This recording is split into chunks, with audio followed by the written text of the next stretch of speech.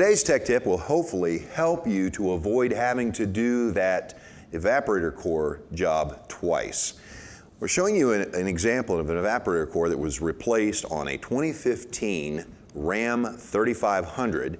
And if you notice, we can see that the neck on the evaporator core is, well, you can see that it's kind of a little bit of an angle.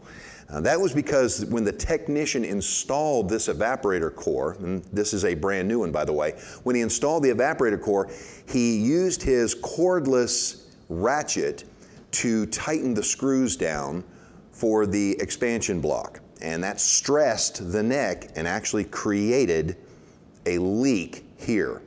In fact, we have a demonstration of that leak. Let's show you what we're talking about.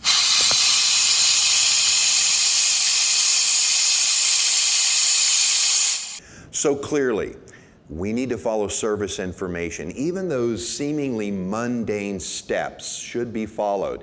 Now, the torque specification for these screws that mounts the expansion block to the evaporator core is 97 inch-pounds, but don't take my word for it. Consult service information to find out what the proper torque specification is for the application that you're working on. We all know how hard it is to remove the dash. We really don't want to do it a second time.